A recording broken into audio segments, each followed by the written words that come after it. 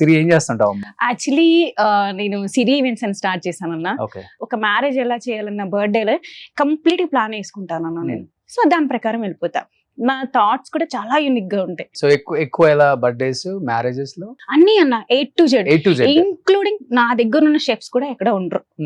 అంత మంది ఇది వంట కూడా మొత్తం అన్న A to Z. Complete makeup కానించి ఇంక్లూడింగ్ వెల్కమ్ చేసే గర్ల్ కానించి A to Z ఉంటది నా దగ్గర. Okay. I have 150 members team actually. Flavour decor అని ఒక 10 బ్యాచెస్ ఉంటాయి, కుకింగ్ అని ఒక 10 బ్యాచెస్ ఉంటాయి, మేకప్ అంటే ఓన్లీ ఫర్ 1 పర్సన్. అంటే కొంతమంది ట్రస్ట్ చేస్తానన్నా, ఓకే వీళ్ళని పెట్టుకుంటే సక్సెస్. అలా కొంతమంది కొన్ని పిల్లర్స్ ఉన్నారు నాకు, వాళ్ళని మాత్రమే కంటిన్యూ చేస్తా. షాక్ అయ్యాడా ధనరాజు ఇంత లేజీగా ఉండే సిరి? ఎక్స్పెక్ట్ చేయలేదన్నా. అంటే బేసిక్ గా నువ్వు ఇది చెయ్యకు అంటే చేసి చూపించే రకాన్ని నేను. ఇండస్ట్రీలో సెలబ్రిటీస్ మ్యారేజెస్ కి ఎవరిదానికి చేసావు? బేసిక్ గా నేను సెలబ్రిటీస్ అస్సలు తీసుకోను, ఎందుకు? వచ్చినా కూడా తీసుకోను. అంటే ఇక్కడ రిలేషన్ అడ్డు వచ్చేస్తుంది అన్న ఫస్ట్ ఆఫ్ ఆల్. ఎందుకంటే మనీ కానీ బాబాయ్ అన్నాం అనుకోండి, ఆ సిరి మనమే కదా ఎక్కడికి వెళ్తాం అంటారు. అవునా? నేను 2-3 చేశానన్నా లిటరల్.